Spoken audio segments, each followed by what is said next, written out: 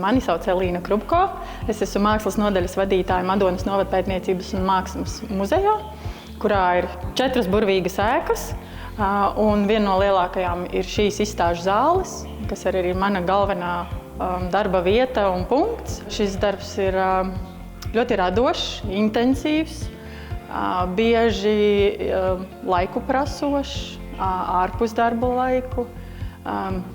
Dažreiz arī izsmeļošs, bet ļoti interesants, ļoti dinamisks. Te var satikt un iepazīt cilvēkus un vidi, ko nekad citās profesijās nesatiksi un neiepazīsi. Muzejs šķērso visas jomas. Es esmu dzimusi un augusi šeit pat. Dzimusi Madonas slimnīcā, augusi tepat ielas, uz šīs ielas, skolas ielas, kur strādāju. Mani vecāki ir tepat ap stūri, tā teikt. Bērnībā esmu nākusi uz muzeja ēku, kas vēl tad nebija muzejs. Blakus ēka bija poliklinika, kur mana mamma strādāja. Tā kā burtiski ir sanācis būt iekš muzeja, pirms viņš vēl kļuva par muzeju. Māksla man vienmēr ir patikusi un ir bijusi tuva, jo es esmu arī beigusi Jāņa Simpsona Madonas mākslas skolu. Covid pavērsa iespēju arī pabeigt maģistrus mākslas jomā Daugavpils universitātē. Es esmu vienmēr tiekusies tuvāk mākslai, jo esmu iepriekš ilgi nostrādājis nodarbinātības aģentūrā, bet māksla ir bijusi tas, kas mani vilina. Un paldies, ka mani pamana un novērtē.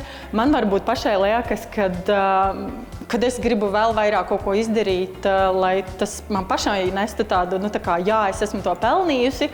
Es nesaku, ka es neesmu pelnījusi, es daru dikti daudz ko un bieži vien skatos uzreiz jau nākotnē, no viena grūta darba uzreiz uz nākamo projektu. Bieži vien izstādes tiek plānotas 2 gadi, bet reāli uzliktas, piemēram, pa nedēļu.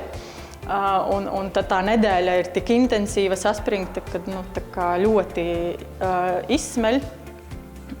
Jo kas tur liekas uzlikt gleznu pie sienas, bet visam tam ir arī kaut kāda kārtība, kaut kāds labais izskats tā, lai tie mākslas darbi labi izskatās, lai izstāde būtu baudāma, kad viņa apmeklētājs ienāk, lai mākslinieks pats būtu apmierināts ar to, kā viņa darbi izskatās izstādē. Tas viss prasa laiku.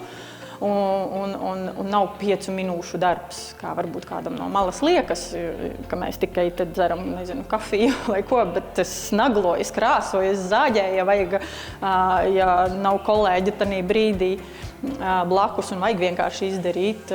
Mēs paši visu nesam, liekam, ceļam, pakojam. Tā kā, jā, tas ir tāds. Lai parādītu, ka Madonā ir talantīgi cilvēki, un to mēs redzam, ka Madonā ir talantīgi cilvēki. Ne tikai, ka mums ir uzņēmēji un dziedātāji, kur arī ir daudz, ne tikai aktieri, kas nāk no mūsu novada, bet mums arī ir lieliski mākslinieki. Un tehniski precīzi mākslinieki un interesanti. Ja? Tas ir tas, ko mēs šeit cildinam un godinam visu laiku. Mans mērķis vienmēr ir tiekties un skatīties arī plašāk pasaulē.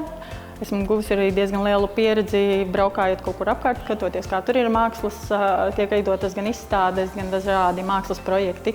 Un man gribas plest tos spārnus plašāk, kalna augšā.